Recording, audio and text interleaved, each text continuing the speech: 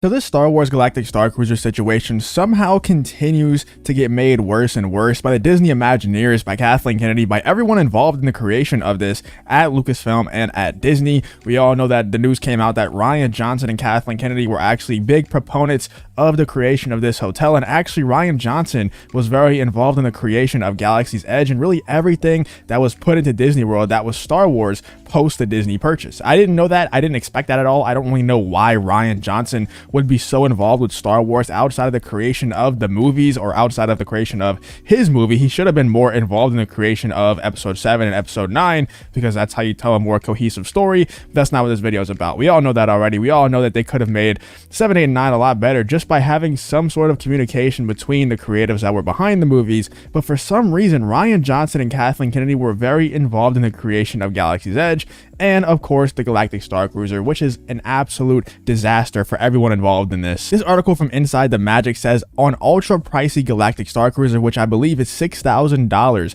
for a 2-night stay. That is absolutely insane, especially for a hotel that people are going there to stay in a Star Wars hotel. And obviously, you know, people are seeing that it's not really a Star Wars hotel, and now they're canceling. And we'll go over that in 1 second. 50% of the reservations that were made before the trailer dropped for this hotel are now canceled. That's an absolutely absurd number. But anyway, this hotel that's already $6,000 for 2 nights, guests still have to pay for this. This is absolutely ridiculous what I'm about to read to you. Let's check out this article. When the Walt Disney Company announced the development of Walt Disney World Resort's Star Wars Galactic Starcruiser Hotel at the 2017 D23 Expo in Anaheim, California, Star Wars fans couldn't have been more excited about the future of the franchise. I don't know if we were that excited about the future of the franchise. I guess we probably were, because if it was in 2017, that was before The Last Jedi came out, that was right after The Force Awakens came out, pretty much everyone was on a high. Obviously, there's those people who didn't like The Force Awakens either, because there's people that just, you know, there's going to be people, there's going to be especially Star Wars fans that don't like anything. I'm not saying that there's certain people out there who are trying to dislike Star Wars and they just didn't like The Force Awakens because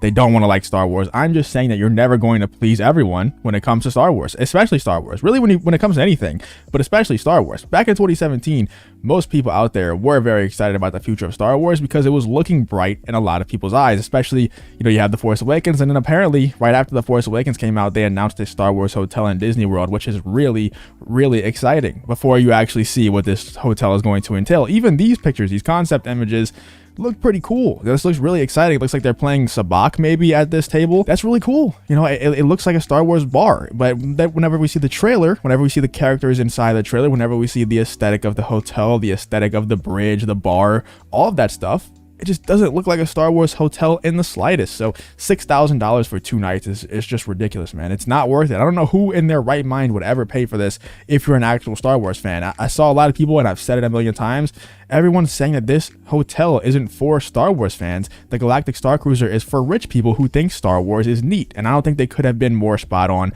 than that. With a price point averaging around $6,000 for a single stateroom for a 2-night trip, social media has decreed first at what's somewhat unimpressive interior as pathetic, and Disney executives are reportedly aware. They definitely are aware. I think Drunk 3PO said that in his video, and he definitely has sources about this kind of stuff. He is the theme park guy, so if anyone has sources on if the Disney execs are aware of this theme park disaster from Disney Star Wars, I should say, the Galactic Starcruiser, it's Drunk 3PO. He knows his stuff. So according to Disney, guests on board Star Wars Galactic Starcruiser will not receive any alcoholic beverages as part of their vacation packages.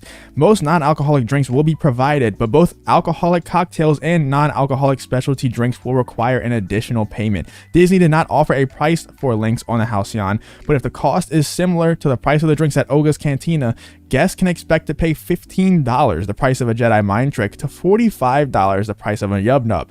So that's crazy. So not only are you paying $6,000 for a 2-night stay, but you're also going to have to pay $15 to $45 per alcoholic and non-alcoholic specialty drink. So if you want any kind of Star Wars themed drink, you're going to have to pay $15 to $45. If you have a whole family with you, say you have 4 people, $45 a drink.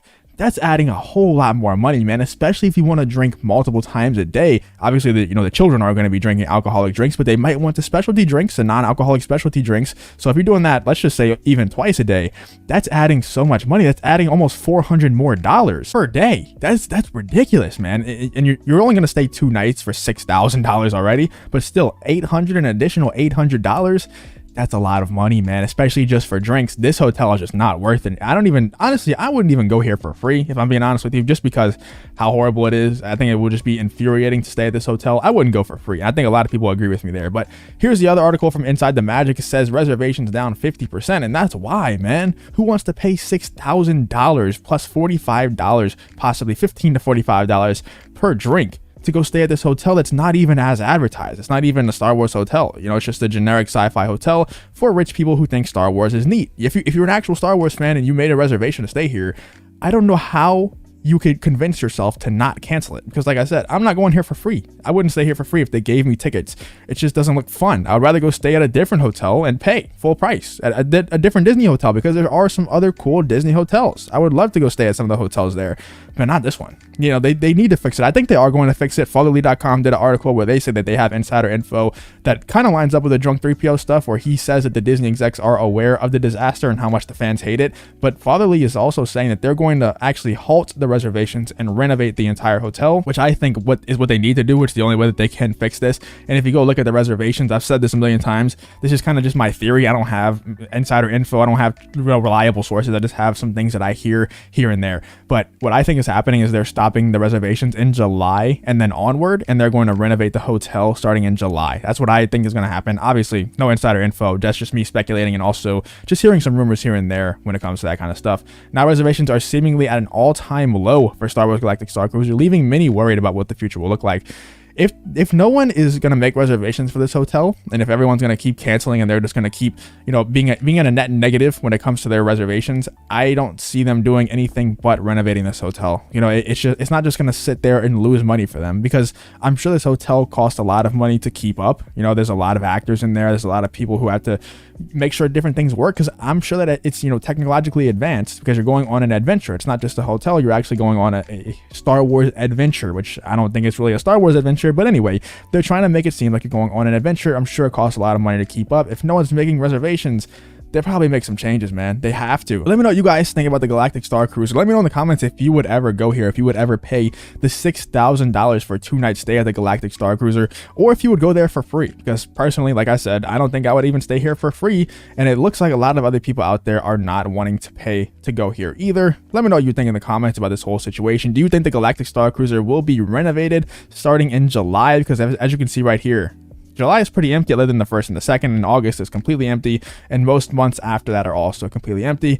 Like I said, let me know what you guys think in the comments about this whole situation. If you did enjoy this video though, please leave a like on the video and subscribe to the channel. If you want to follow me on Twitter, the link to that in the description as well. Thank you for watching the video, and I hope to see you on the next one.